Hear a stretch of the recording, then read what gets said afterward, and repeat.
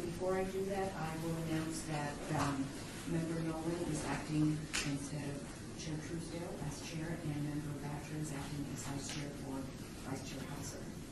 Thank you. And Chair Nolan? Present. Vice Chair Batcher? Present. Member Schlotman? Present. Member Heiser excused. Member Truesdale excused. Member Abramo excused. Member Mooney? Here. Thank you. We have a quorum of 4. Thank you. For possible action to approve the planning minutes. Excuse me, I'm sorry. Can you hand it through, please? Number 3. Yes. Thank you. Public comment during this portion of the agenda must be limited to matters on the agenda for action. If you wish to be heard, give your name for the record. The amount of discussion as well as the amount of time any single speaker is allowed may be limited. For the approval of the final minutes of the prior meeting, I was looking at the roll for the prior meeting, and I do not believe we can approve those minutes.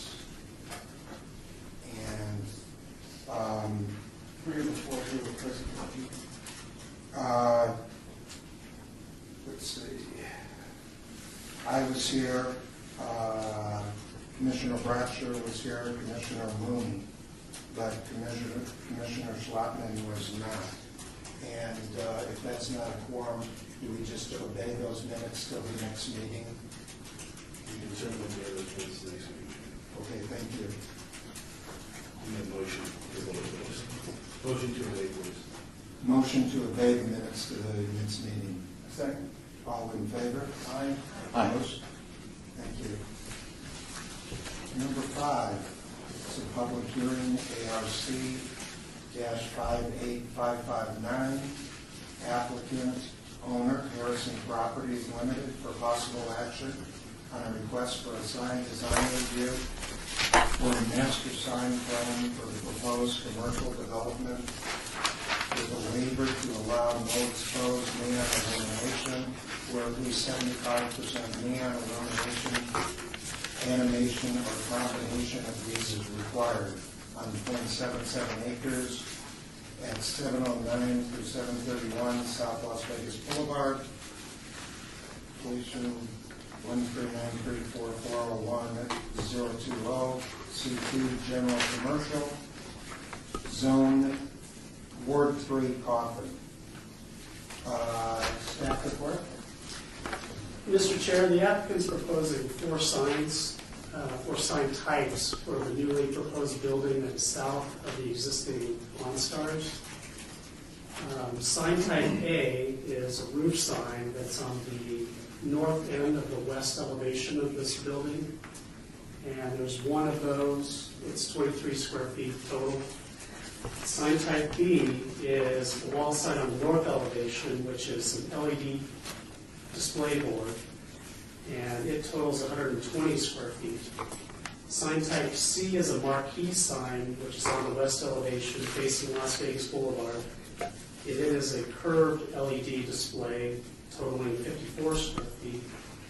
And sign type D is a wall sign or set of wall signs on the north elevation, which are the individual tenant signs, numbering 18 in total.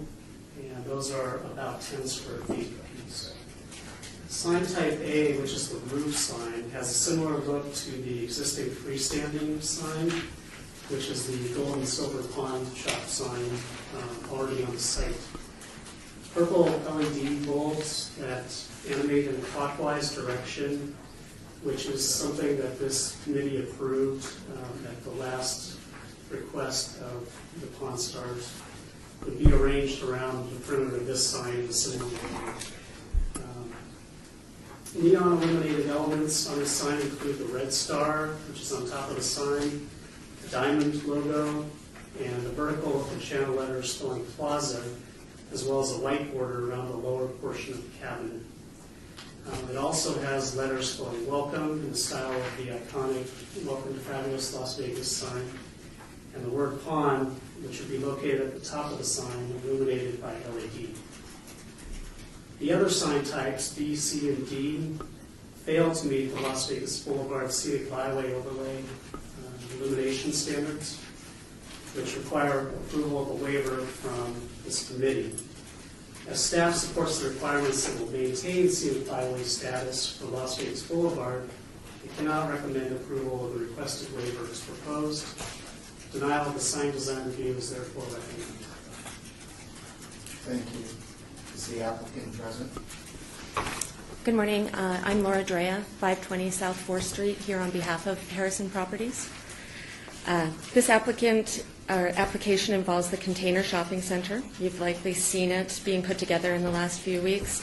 The structure itself, is attention-getting because it is so colorful. This is a recent picture. I will start with our showpiece roof sign, as that does meet the neon requirement. One thing missed in staff's synopsis is the welcome is also animated. It can be programmed to light up at different times. This sign is designed to be seen by north and southbound traffic. It's the most prevalent sign we have. We want to draw the most attention to that. And for the record, it's just the portion outwards from the O that requires the variance that will be considered by Planning Commission.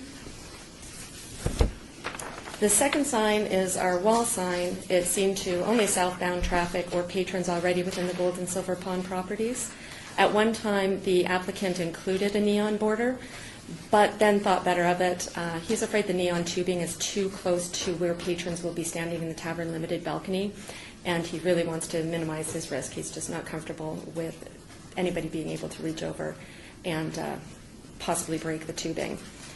As for the marquee sign, it primarily faces west. It's not as visible to traffic. It's a little more than 1 foot wide. The National Electric Code 600.41 requires 8 feet of clearance for neon tubing. The shade structure that it's mounted on has 8 feet, but barely. So the Tavern Limited owner just doesn't want that risk either. So again, we would like to use this sign here as our main showpiece, and the centerpiece for our package. So I'm told there's a discussion. Let's get started. Members, comments? Or public discussion? Any public comment? Anybody else wish to be heard on this matter? Members? Can I start? Mr. Chair, through you. Question, in looking at this more, why couldn't they, if the concern of theirs is that their patrons are going to break the neon tube, why couldn't they put that protective coating on the outside? Sign companies do this all the time. We're actually looking at doing another sign where we keep having neon broken out. Has your client considered the use of that? He has considered that. He just doesn't know that it would look good. He doesn't know how that would look. And artistic differences. He does like his LED. He is beautifying his property in other ways. He dedicated a lot of land for the pedestrian realm, et cetera, and agreed to undergrounding all of the utilities in the future. And so he's hoping that this is one concession that we can make. Okay, I just got back from the APA conference, and we're talking about these byways, and we actually talked about our scenic byway a bit, and so I'm a little bit concerned when something could actually be achieved that the property owner just doesn't want to do it, and it possibly hurting the overall intent, which was set up years ago through some federal grants and this and that. So I don't know, I'd like to hear what everybody else has to say about the signs. Chairman, if you had a question for staff, just clarification. The sign A, which is the main sign, that was subject to variance because of projection? Mr. Chairman, through you. Yes, the allowed projection through Title 19 is 4 feet from the building. They're proposing 7 feet projection, but it doesn't cross into the public right of way. It still remains on the subject property. Okay, So the variance would be heard by both planning commission and city council. Planning commission first and possibly city council. And the applicant had the choice to meet code on that projection distance, but chose to go for the variance instead. Is that true? There's two reasons why it's placed the way it is. As you can see, the support beams are a foot wide. Even if we were to back it up, these bolts would be right against the building. We would still need that variance. And then second, the way the building is configured, there's a support beam going from the very first level through to the second level, and we were able to just extend that. Engineering-wise, it's a lot easier, and we can still get that cantilever at a height, mind you, that is still safe from the patrons. Originally, we had a projecting sign mounted against the wall, but again, we're just so concerned about the liability of having all this signage within reaching distance of the patrons that we decided to elevate it to a roof sign. And then all of a sudden, the projecting becomes a variance. We didn't want to ask for a projecting sign mounted on the side of the building because that would be setting a different precedence for code that we already have a freestanding sign on the property. What's interesting for me is that the sign that requires a variance is probably the one that is the least objectionable to me. The one that's most objectionable is the 120 square foot LED sign with no embellishment, and also the marquee sign with no embellishment for neon. Now I know the applicant and the representatives met with staff, and there's actually detail in the staff report, actually in the elevation that shows the applicant representative brought those changes to the owner. And the owner thereby at a later date chose to have those removed, which is why I think we're here today. Because we weren't able to meet the actual illumination standards. We try to be consistent, and speaking specifically about the LED reader board, both of them, we try to require those to have some type of architectural or artistic embellishment as opposed to some plain reader board. Examples are at the Old Cortez, they have one that inspired theater. Those are pretty much the standard for scenic byway. This is just a LED that you put up, I mean, it's rather objectionable, but that's my own opinion. So I can't support sign B or C. The B, the tenant signage, are not really that concerned with. But my feeling is that since the variance goes to city council anyway, I would most likely support denial of this application unless city council here hold the variance and this DDRC package in one motion. So that's where I stand. Commissioner Bradshaw, apologies, can you repeat that? I'm sorry. Yeah, at this point, since the sign. Just your final. My summation is that the variances go to planning commission and or city council potentially. I can't support the 120-foot LED board without any embellishment. I think we've been consistent on this board to require that embellishment, and it has happened. Obviously, the applicant did a great job, and the sign company went back and complied with those changes, and the owner's choice was not to have those embellishments. And that's fine, it's his choice.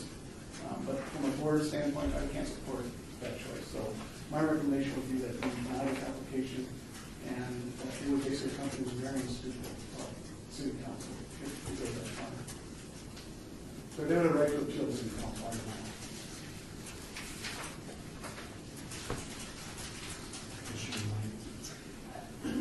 Unfortunately, not, Commissioner Bradshaw pretty much said everything that I wanted to say.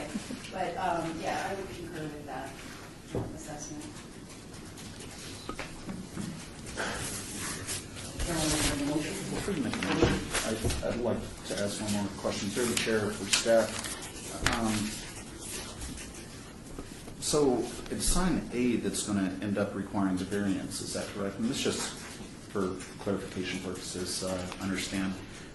And it's because it's projecting 7 feet out, or whatever it is projecting 4 feet out or so, too far from the face of the building, even though the marquee sign underneath it is projecting out further.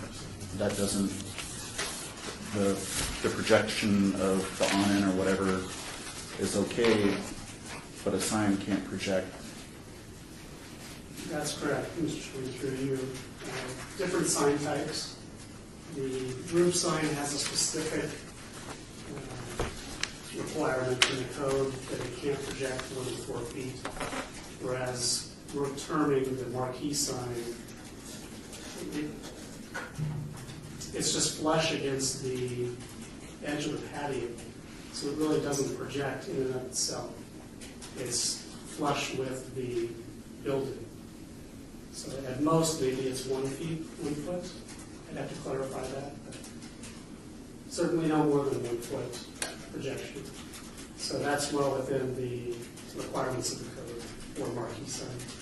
If I may, one of the reasons I was comfortable asking for that variance is when I was reading the roof sign code, it looks like I interpreted the intent of it is if your sign is going to be at a 180-degree angle versus our 90, at that point in time, you don't want it projecting 4 feet from the building because that would look clumsy. Whereas ours is on pretty much mounted to the side of the building. Yeah, Mr. Chair, just, I guess my final comment, I'll just say the same thing. I do like that sign, that one sign, and I can understand why they were, what they're asking for there. We're not here to approve a variance today, but, I mean, I don't have a big issue with that from a DDRC perspective.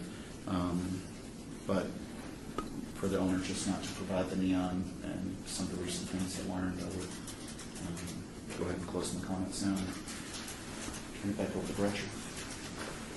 The question I have is on the different parts of what you're requesting. Do we break those into separate parts, or is it an overall motion on the entire project? I would make a motion into the project because the sign I can support is one is tied to the variance.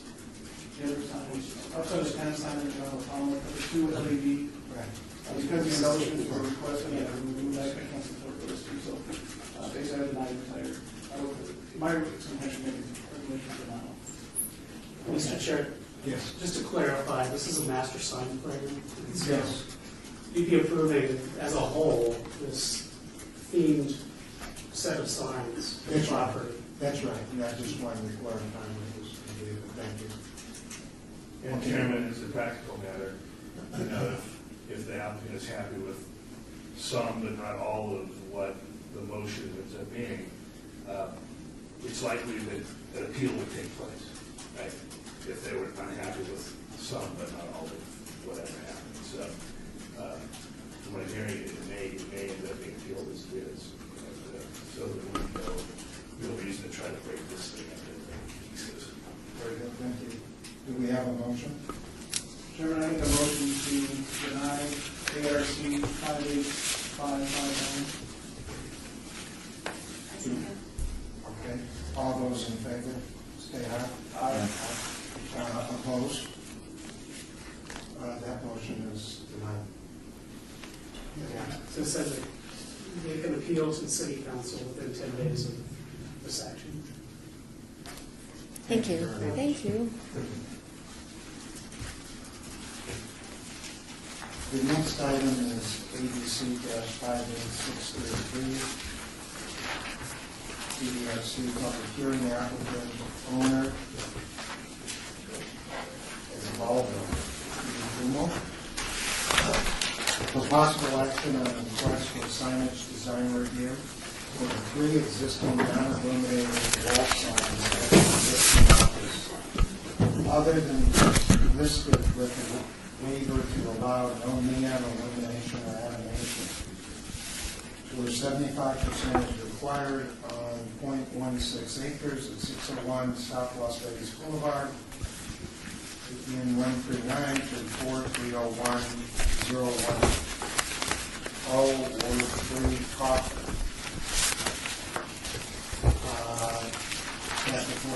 Mr. Chairman, the applicant is seeking approval of 3 non-illuminated, non-permitted wall signs that were placed on the building after reconstruction following the fire in 2011. The applicant is now requesting a waiver of the scenic byway requirements to allow that the existing signs be left as is without additional illumination, or to allow direct lighting of the letters from the sources on the building. Since there's no extraordinary circumstance preventing the applicant from obtaining the permit for the signs that conform to the scenic byway requirements, staff recommends denial of this Thank you. The applicant is present. Yes, good afternoon. My name is Osvaldo Fumo. It's my wife, Ellen Fumo, and my partner, Thomas Francis Pitaro. It's just to all that. Okay. Can you describe what you want to do? Yes, thank you, Mr. Chairman. I purchased this lot in 1995 and was the victim of an arson in 2010 after the property was completely paid for. The perpetrator of the arson is now in prison, and I tried to rebuild this property with my own funds. My wife and I have spent over $1 million rebuilding this building. We haven't asked the city for any waivers. We haven't asked for any matching funds. This is the first time I think we've come before you, the city itself, to request anything. And what I'm requesting is respectfully to please allow me to put the building back together the way it was prior to the fire in 2010. Prior to the fire, I just had the block letters put on there as they are now. I know that you probably do have the application that has the letters the way it stands now. As we built this building, like I said, we wanted to put it together exactly the same way as it was before, as far as the property goes. Neon letters on an attorney's office is basically unheard of nationwide. I can't think of any other attorney that has neon or moving animation on their building. The only thing I could look up on the internet was a joke of a television show called Better Call Saul, where he has neon moving in his sign, because it's just not the type of lettering that a respectful attorney or any attorney would have. I mean, you have television attorneys that don't have neon on their lettering. As I looked up and down Las Vegas Boulevard, if you go Las Vegas Boulevard in Bonneville is right where I am, at the corner. If you were to travel south of Las Vegas Boulevard, you do have plenty of neon. You have the wedding chapel that has the neon. You have tattoo parlors that have the neon. The cigar shop that has the neon. The payday loans and even the Walgreens antique stores that have the neon. And a showgirl video that's lit up like that. That makes sense. As you get to my office right on the corner of Las Vegas Boulevard and you head north, you have my office that I would respectfully request to remain the same. You have the federal courthouse, the old 5th Street School, and I know these things are grandfathered in, but I feel like I should be grandfathered in as well. Just because I was the victim of a crime and had to rebuild my building, I shouldn't have to comport with something that doesn't make it comport with what it was prior to. The Allen Bible Federal Building has just the block letters. The Lloyd George Federal Courthouse has a sign out there. Nothing is neon, and I would anticipate that the new federal building that's being built next to it, which is just a block away from me, probably will ask for the same waiver of moving neon because it's a federal building. It just doesn't comport with that. What my wife and I have discussed, and my partner has discussed, as a concession, or what we would gladly agree to, is maybe the gooseneck lighting that would come over the top of the building to illuminate the letters. But we're not open past 5, 6 o'clock at night, although my partner likes to work till midnight sometimes. He is there. We're not open for business, per se, during those hours, and a neon light would be attractive to bring in business. We understand that, and it does make sense with the byway as the way it is, but we'd respectfully ask that Las Vegas Boulevard at Bonneville and Las Vegas Boulevard north to where it hits Carson, what I'm calling, I guess, a legal alley. You have my office, you have the federal building, remain the same, and just allow that type of lighting to be on the building. As you head south, one thing I forgot to mention, there are 2 other law offices there. There's Matt Callister's office and John Peter Lee, and both of those don't have neon. And I know they're probably grandfathered in and were there long before this law was put into effect, but I was too. I purchased this building 20-odd years ago. My wife and I struggled to pay it off. We struggled after the arson occurred. Thank God the person who perpetrated the arson was seen on video. We were accused at first, and we were sued civilly. It took us 3 years of litigation, even after this person had pled guilty to the arson, to continue to finish that case. And it's been such a struggle to put this building back together, and we did it on our own. We took a loan out ourselves and have put over $1 million of our own money into it. And to put the neon on there wouldn't put it back together the way it was before. So I don't know if my wife or my partner has anything to add, but we respectfully request that the waiver be granted. We are willing, like I said, this gooseneck, I can't really describe it other than with my hands, but I think that would illuminate it sufficiently. I think it would look beautiful, and I'd respectfully request that you leave it that way or allow us this variance. Thank you very much, Counselor. Let me just, Anybody else? yeah, if I could, I've been practicing in Las Vegas 41 years. I've never seen a neon sign on the law office. Law offices are supposed to be qualified, they're supposed to, you know, no matter what people think, we're not whores, and therefore we don't need a sign like the pawn shop down the street, which quite truthfully, I think if we're talking about Las Vegas, I would much rather have the law office in a dignified setting than the law office looking like a porno store, which is the one right down there on the corner. And when we took these pictures and went down, no attorneys had that, and I think it'd be just so tacky, I don't even know what to say. I'm not sure my clients would want to come into an office that has neon lights and flashing, and maybe have the scales of justice being tilted one way or the other. So that's what I'm saying. So we'd ask that we at least be allowed to maintain the dignity of the law office, and I think these signs are that were put up there were done in a very dignified, professional, and appealing fashion. So thank you for that. Thank you very much.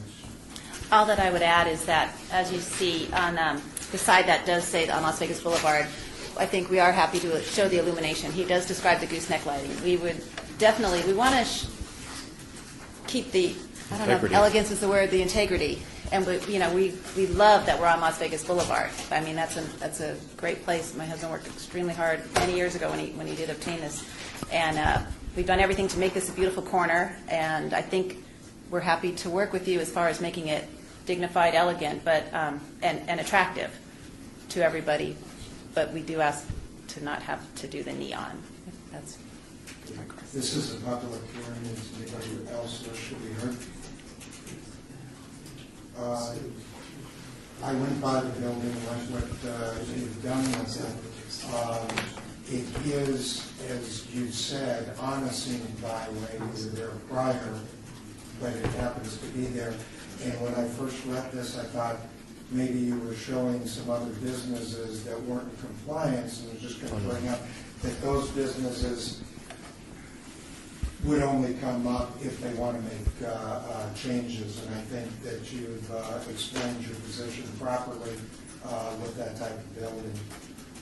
So can I hear from the other commissioners? I have a question.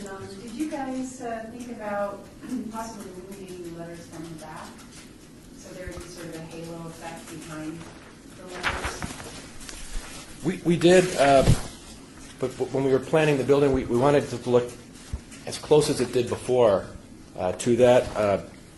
Quite frankly, the bids I got to have channel letters that were lit up were $80,000, and my wife and I were already over $1 million into the project, and that's almost 8% of the entire thing for the type of lighting and the amount of letters and the quality that we'd need. And we're only open during daylight hours, business hours.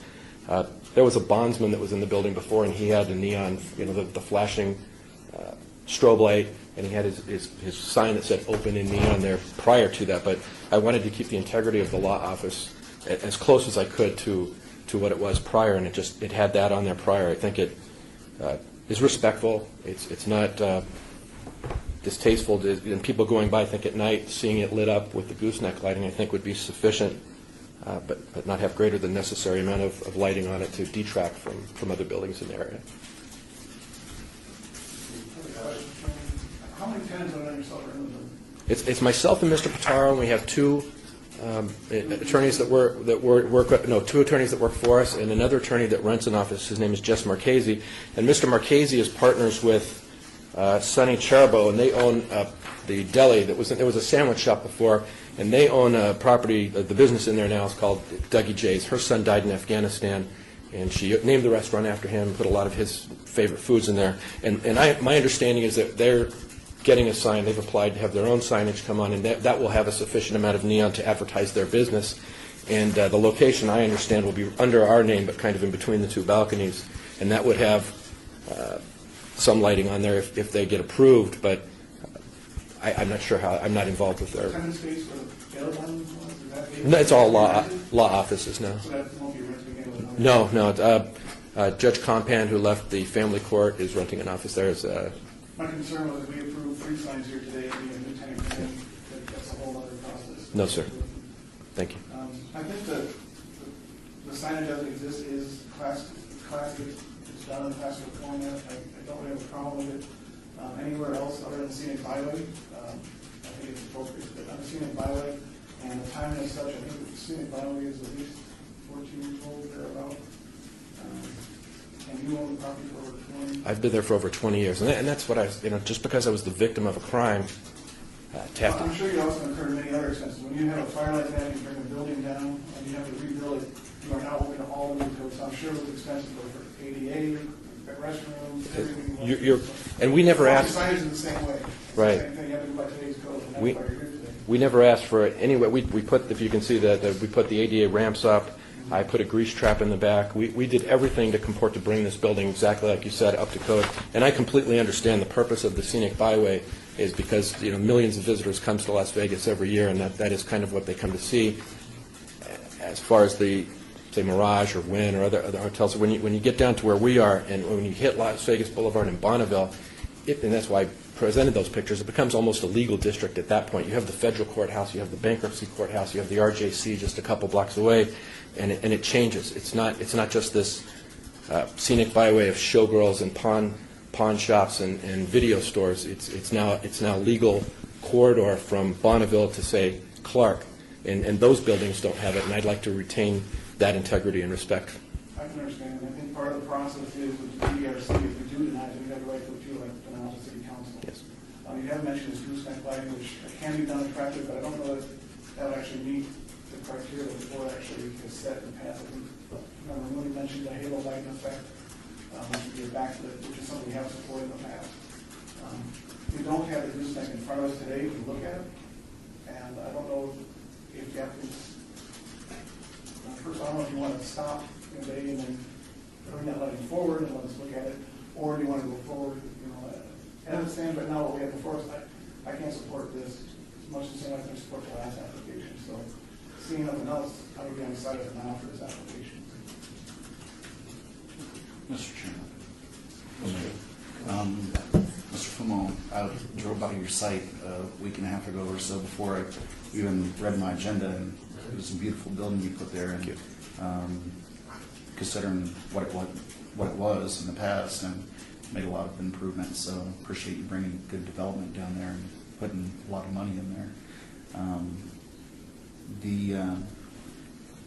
I can kind of see your point, but also coming from Seattle and American Planning Association meeting this past weekend, I've seen a lot of businesses with neon, and I think a lot of times we think of neon as the showgirls or something that is associated with something that's not as positive as maybe a law office or as prestigious as a law office. But I think it could be made in a way to where it could look professional. But I would also agree that maybe the halo effect would look probably better than a neon in your particular situation. I do understand the cost being a developer.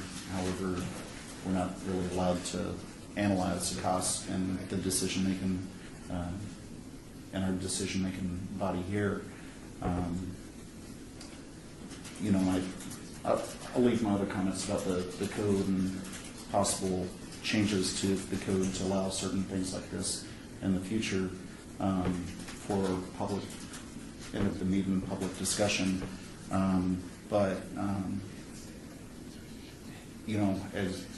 As far as where code stands now and what we're actually given the ability to do, I don't think that I'd be able to support it. And I do understand. I mean, I was almost there. I could understand that this building was burned down and it was arson, you're just a victim of that crime. Unfortunately, I don't think this board, if we start approving stuff like this and don't have those abilities to have waivers and exceptions, think we kind of open up a can of worms all up and down Las Vegas Boulevard. Well, but we're a professional CPA, or we're a professional this, or we're a professional that.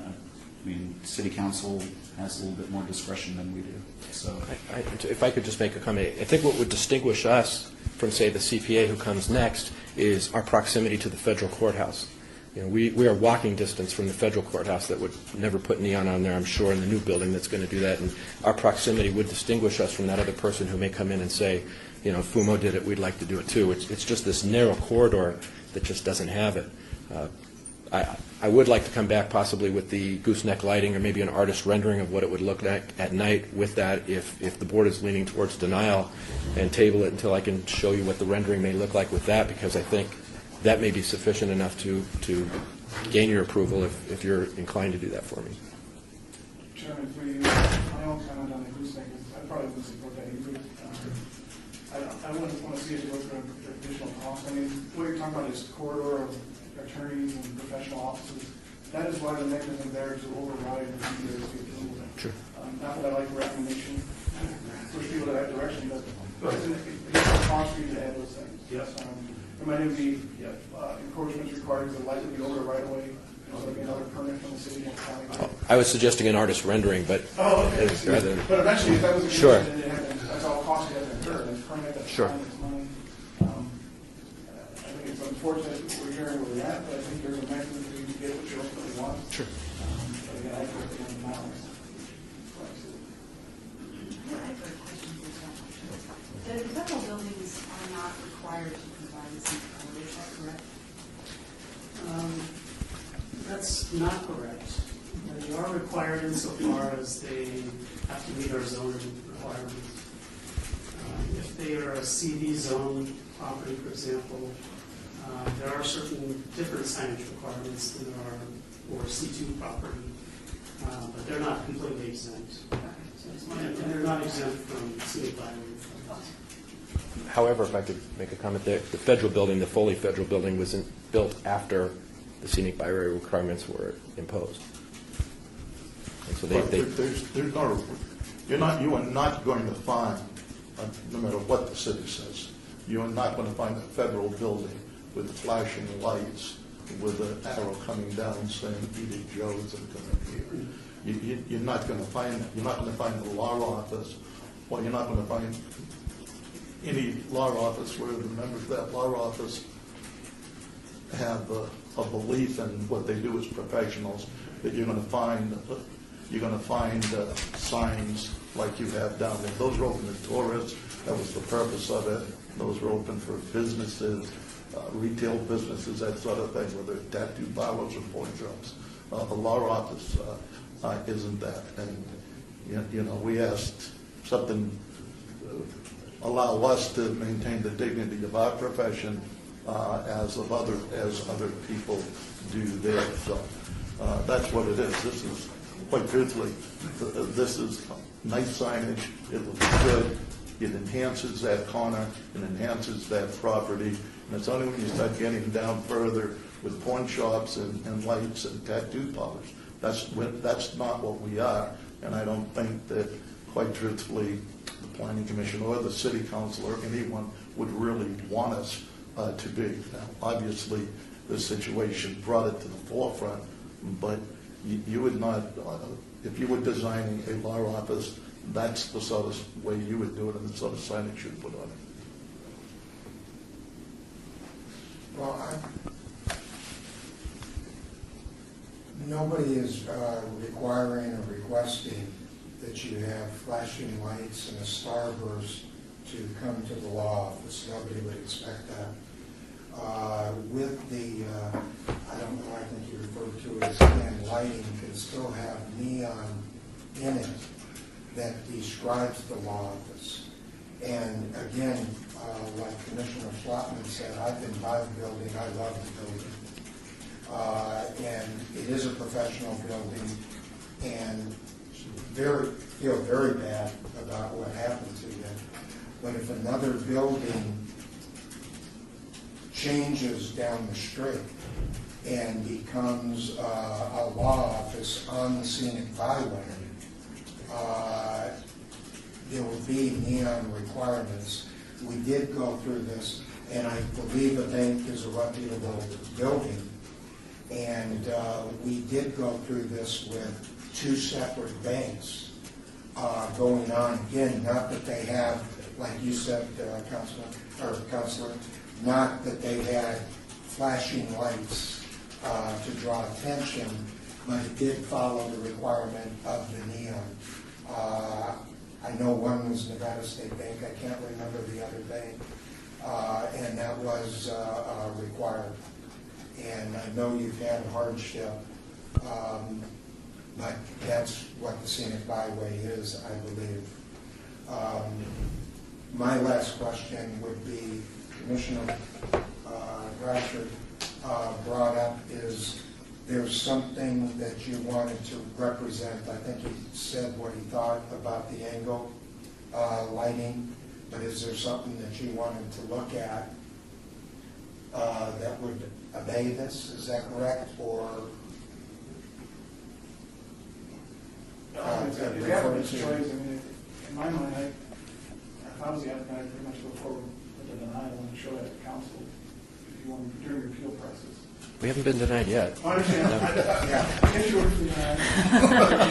I want to again, I appreciate everything you've done. I'm just worried about the consequence later. The signage is nice, and I'm really curious as to who put the sign up?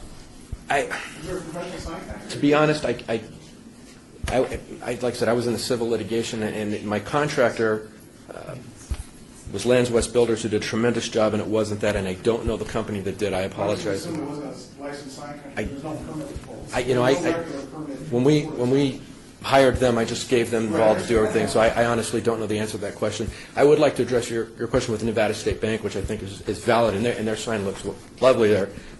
And that was just what I was talking about, from Bonneville to Clark Street. That legal corridor from my building to the federal building is what I'd request to remain the same. And then when you cross that street, you have Nevada State Bank, and then you have the neon and the can letters all over again. And it's just that narrow walkway that's 1 block, maybe 2, from Bonneville to Clark, I believe it is, or Carson, where those signs just aren't lit up with neon the way they are, just because that carve out a district called the legal corridor, if you will, to keep them comporting with that. And then, of course, after you hit Carson, they start up again with Nevada State Bank, and there's a wedding chapel right across the street, and it flows from there. Like I said, I know you're with the El Cortez, and you probably walk those streets many times. I've been there for over 20 years, and all hours of the day and night. I know that like the back of my hand, like you probably do too.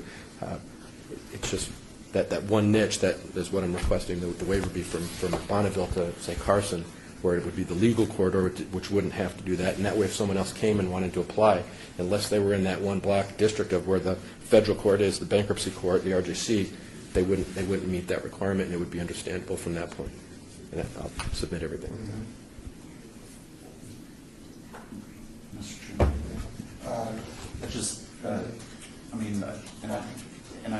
I would think that, something like that looking forward, we could look at possibly making modifications and exceptions and stuff like that, and does our code need to change? But I don't think without having those things in place today that we could say that and say, hey, since it's not on the agenda, it's not something that we can really vote on. Not that I necessarily disagree with you on those items, but we just can't vote on those particular items today. Yeah, the scenic byway, is actually it's a sector in the Centennial Plan, and that plan will actually amended and basically become a scenic segment as opposed to a scenic byway. The idea is it's a byway as opposed to having segments of road that meet this code. I mean, that's why the planning department sends out inspectors and they go out and look at the site to see what's in compliance and what's not. It's probably, from what I can read, it looks at how this was brought to our attention. They noticed there was a sign with no illumination, they noticed the sign was new, they checked for permits, there's no permits, and here we are today with an application for a waiver, which is the process. The process is a waiver application. I would support the waiver process more than I would support the segmenting of the scenic byway, just a matter of point. Anyone want to second that? And then personally, looking at the site, and if you were to look at the specs on it, I don't think I have my support for that. So at this point, I'm ready to make a motion for denial. I'd like to, excuse me. My thought was, you mentioned this is going to open a can of worms, and I'm thinking in a matter of maybe even saving money down the road, because as you're speaking, I understand that you're saying maybe we need to appeal, maybe we need to do some things like that, which we're happy to do. But I can't imagine when the new law firm opens up, or God forbid someone else's building has a fire, they have to rebuild, an accountant, whatever professional building, I'm pretty sure every single one of them is going to be sitting right here asking for this waiver. So, I'm just going to ask, just as a taxpayer, as part of the city, that maybe we try to streamline this, put it on the table now, as if we could, as professional corporations with attorneys on this little area. I know what you meant about scenic, but it seems that it would be normal in any city or any municipality for there to not have law firms with neon or law firm. And I'm trying to think of other examples. You're with the planning throughout, you went to the big meeting. I can't imagine there's other cities as well that would have, and this law firm, I can't think right now, but like our coffee district, and so they have a coffee shop in every, I'm thinking when you said Seattle, but I'm thinking it doesn't seem unreasonable what we're asking for, and when you talk about this can of worms, I think it may save money down the road if we could maybe approve our waiver. To answer that briefly, in my opinion, it's the, and again, Councilwoman, you said flashing lights and so on. That's not, I believe, what is required. All that they're asking for is that the letters themselves, in a professional manner, are neon. Okay. And in that sense, that does not draw a circus atmosphere to the building. It's just the letters are neon. I believe Commissioner Moon even talked about something that was different that I've seen, which is just say it's a backlit through the letters. So I agree, the law office should not look like a circus, but there is a proper way to do neon for professional buildings, I believe. An example is was Viva Las Vegas Wedding Chapel or Event Center on Park Paseo, Las Vegas Boulevard. Now I think it says Rhonda Carr's Event Center or something like that. But they have kind of classical lettering with a backlit, kind of a gold backlit on there. And actually the building is kind of similar stylistically to this building. So, you might want to just maybe take a look at that. I didn't know, what kind of business is it? It's an event center, but it's actually pretty understated. And I would say that, staff can look at some options with the code in the future with, maybe having some reduced requirements for specific uses as opposed to like a segment of the scenic byway. But we certainly can't vote on that. Sure. No, and that what you require is completely reasonable. An event center is open in the evening hours, probably 24/7, where a law firm, we're just 9 to 5. And so they have a necessity, a rational basis, say, for keeping those lights lit in the evening hours. And ours just doesn't, other than to comport with the city requirements. It's not just like my wife's getting the additional cost, the extra cost of $80,000 to put neon and paying for electricity while we're not there and things like that.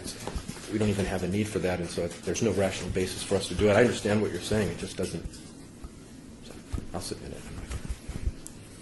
And the idea of the scenic byway was as you're coming down and experiencing one side or the other, is that it's lit and the new businesses would have something there that would illuminate the areas and things. If I may, excuse me, what would be like the minimum amount you're asking? Can we even put a white neon light around the columns, or just a little throw just a, how could we just do a minimal, maybe on the balcony? Anything less than the city standard would be a waiver. So if 1% or 74% would be the standard, it's still a waiver. So Okay. it's not a matter of how little or how much. And I would add that it's the signage that needs to be illuminated, not architectural features. Okay. Again, it seems like I see where this is going, and that's what I'd like to ask the applicant, that is gathering more time. Is there something that can be worked on, or do they just have to proceed to the next step? if that's proper for me to ask. Sure, Mr. Chair, through you, we can certainly look into changing the code. A quicker solution for you would be just to go through this process, and really this is why this process was set up, so that if we didn't quite fit into the mold of the vision for the scenic byway, that you could appeal first to the Downtown Design Review Committee and then to the City Council.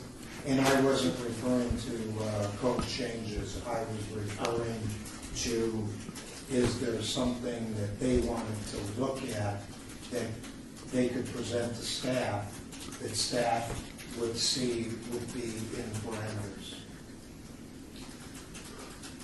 As presented, they don't show anything at this point. Right. So we would need a brand new submittal that shows us something of illumination. Or in preparation for the city council waiver appeal, they could work with staff ahead of that appeal process. Correct. And if they show partial illumination, where they don't quite meet the standard, but they are showing in good faith that they are trying to do something about it, that might help the chances, but it doesn't change our recommendation in any way. Okay, I just wanted to put everything out there. They went through a very unfortunate circumstance, and I understand this, and I just wanted to see if there was any other outlet. So we go through then the process, and I think Commissioner Brown said that. Possibly. Yes, Commissioner Schlotman? We might go through that process. We have to vote on this first. Yes. Okay. All right, we'll need to hear a motion. Chairman, I make a motion to deny ARC 58633. Is there a second? Second. All in favor? Aye. Aye. Motion. Thank you. Thank you for your time. Appeal to the City Council with the 10 votes. Thank you, sir.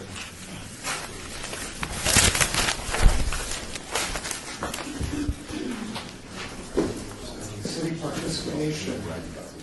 Public comment during this portion of the agenda must be limited to matters within the jurisdiction of the committee. No subject may be acted upon by the committee unless that subject is on the agenda and scheduled for action. If you wish to be heard, give your name to the record. The amount of discussion on any single subject, as well as the amount of time any single speaker is allowed, may be limited. Yes, Mr. Chairman. Would anybody like to speak? Yes, Mr. Chairman. Yes. I'd like to speak, and yes, I'm on every agenda item tonight. I'm going to say I went to the APA convention this weekend. And I learned a tremendous amount from being out there, and spent some time talking to Tom Perigo and Doug Rankin and about our scenic byway. And, I think there's still a lot that we all can learn. And I hate to say workshop, but I think a workshop is due for all of us. I mean, I know I need it. There's a lot of things that and it probably needs to be in a public forum like this, so all of us can actively discuss everything. But I want to talk about the sign code, and then do we need to amend anything? Because this code has been put in place for so many years. Does one satisfy all? And is there things where we might be able to grant a little waiver, and we can put those items into our codes where, yes, you're a law office within this area, maybe it's not 75% neon, maybe it's 20% neon for you. So, and I'm not saying that's the right thing, but I kind of want to hear what everybody has to say. Is there anything else in our code that we need to work on? And plus, I just need to be educated more on how staff makes their decisions. Is it the lettering, or is it the border, and how do you all actually calculate this? Just kind of educate us. You want to know now? No, it's too much time. Yeah. No, I think Yeah, I mean, generally, there is no scientific calculation for it. We have to do some kind of eye test. I mean, we could possibly figure out, or by the millimeter, how much sign coverage the lighting is, but it's too tedious to actually work out. And we usually don't get that good of dimensions or measurements on the sheets themselves, on the plans themselves, in order to work those out. And I would guess if we did try to use that, then most of them wouldn't be the 75%. I'm just guessing right on. We are looking at a number of changes to the code that we've, thought about over the years. We just haven't had the staff resources to really, buckle down and focus on making some of those changes.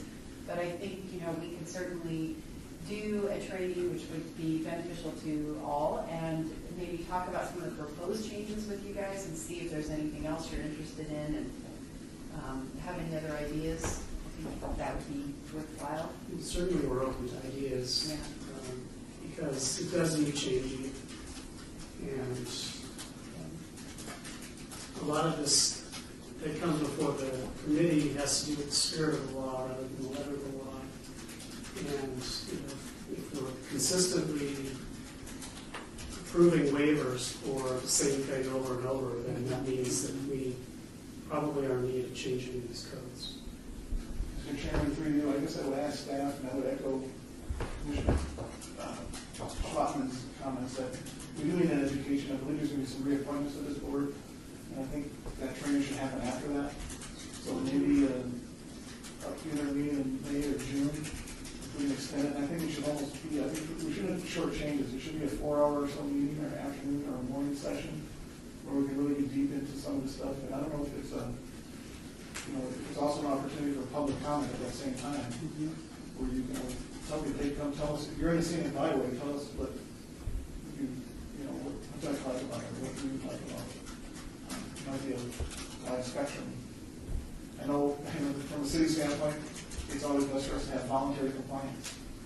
But when people don't volunteer to comply, they don't pull permits, such as the last applicant, it's not really our fault that they didn't pull a permit. It's not our fault that we had the cost that he actually put the sign up. Without a license, we don't know how that sign is even attached. There's no building record. So those letters could fall into someone on our sidewalk.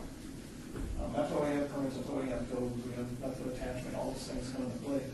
And we need to make sure that the board is educated, and so we can inform the public when they are here. And I think we're also appointees of the city council who ultimately make the decisions. They're the ones who chose to have a scenic byway as a city initiative project, and something that we're just here to help protect and maintain. That's why we do what we do. And when we do have waivers, I try to make sure that if I formulate a waiver, it's based on some other past experience, and not just because I don't want to do it. So that's what I think. But I would have made an in-depth session with the new committee once it's formulated. And I agree with that, is after whatever changes are made, I'm not so sure that Tuesday afternoon is the right time, whatever works out for everybody. Is there any other comments? Mr. Chair, I would just want to make one more statement, and thank you for your service on the committee, for the terms that you have already done. We appreciate your knowledge on these subjects and trying to work with these applicants to meet the code as best as possible and meet the requirements and the intent, really, of the scenic byway and casino overlay and all these other areas of downtown. But your purview is signage. But I also want to welcome Dave Crenoyer, who is going to be succeeding Member Mooney as part of the committee, and all of you who will be reconfirmed, or hopefully reconfirmed, by the City Council at the upcoming meeting. I'll just add that Dave has a design background and a strong design background. He's really involved in a lot of urban design projects that we do. Also, he is the one who manages the city byway survey every year, so he's really familiar with the code. Yeah, I look forward to bringing my code knowledge and scenic byway knowledge to the board, and on the side, I would have pointed out that the Wolfson Medical Building, which is a professional building, has neon exposed, or the fact that if the property owner didn't want to do neon, that they could do awning signage, which is the one exception to the rule, and that would probably look best on their Southern Grecian style building that they built. So there's options out there. I look forward to bringing some solutions to the board, and I'm all about finding good solutions and good options. So, and hopefully I'll be able to share a little bit of the code knowledge too if you have any questions. Thank you for your comments. I think it is always wise to have some diversity.